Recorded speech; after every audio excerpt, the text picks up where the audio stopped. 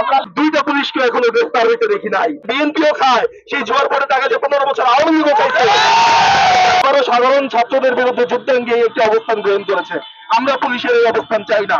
আমরা এমন পুলিশ চাই না। আমরা চাই যে পুলিশ নিপীড়ককে গ্রেফতার করবে, আমরা চাই যে পুলিশ ধর্ষককে গ্রেফতার করবে, আমরা চাই যে পুলিশ জুয়ারিকে গ্রেফতার করবে। পুলিশের অস্ত্র, পুলিশের লাঠি আর সাধারণ মানুষের গায়ে উঠবে না, সাধারণ ছাত্রদের গায়ে উঠবে না। আমরা পুলিশকে সতর্ক করে বলতে চাই, পুলিশের বুলেট আবারও যদি সাধারণ ছাত্রদের দিকে ঘুরে, পুলিশ জয়ের লাঠি আবারও যদি সাধারণ নাগরিকের উপর ওঠে, তাহলে সাধারণ নাগরিক এবং ছাত্ররা এই ছাত্র নাগরিক ঐক্যমতের ভিত্তিতে আবারও প্রতিরোধ গড়ে তুলবে। এবং পুলিশকে আবারও আমরা সতর্ক করে দিতে চাই, আপনারা যদি এইখানে ট্যাগিং এর রাজনীতি করেন, আপনাদেরকে কড়া জবাব দিতে হবে।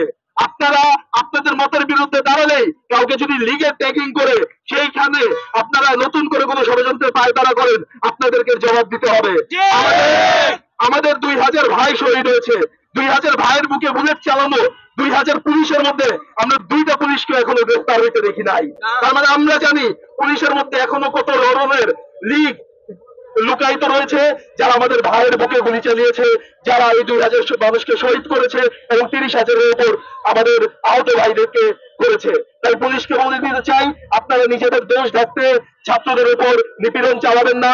এবং যে ছাত্র ভাইদের উপর হামলা চালাচ্ছে, যে ছাত্র ভাইরা বিভিন্ন জায়গায় হামলার শিকার হচ্ছে, আমরা জানি এসব হামলা কারা করে।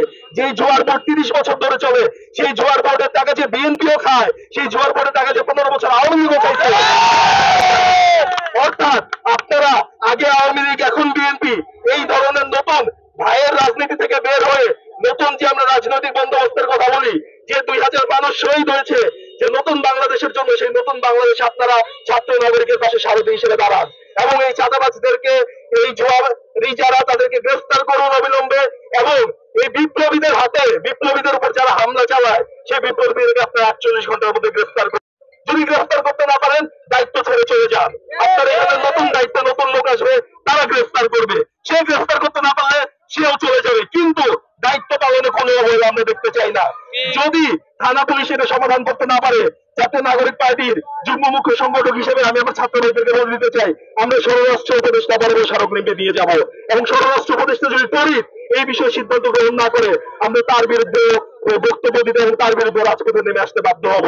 এবং আপনাদেরকে বলে দিতে চাই, ধর্ষণের মাধ্যমে, এই ধরনের মব সৃষ্টির মাধ্যমে যারা বাংলাদেশকে অস্থিতিশীল করতে চায়, আমরা তাদের বিরুদ্ধে ঐক্যবদ্ধ থাকবো এবং কোন ধরনের মতকে আমরা প্রশ্রয় দেব না। আমাদেরকে বারবার তৃতীয় পক্ষ এবং প্রশাসনের বিভিন্ন অংশ উস্কানি দেওয়ার চেষ্টা করবে, আমাদেরকে ঐক্যবদ্ধ থাকতে হবে। এই গণঅভ্যুত্থানের পক্ষের শক্তি সকলকে ঐক্যবদ্ধ থেকে এই ধরনের ষড়যন্ত্র রুখে দিতে হবে এবং কোন ধরনের ষড়যন্ত্র পা দেওয়া যাবে না।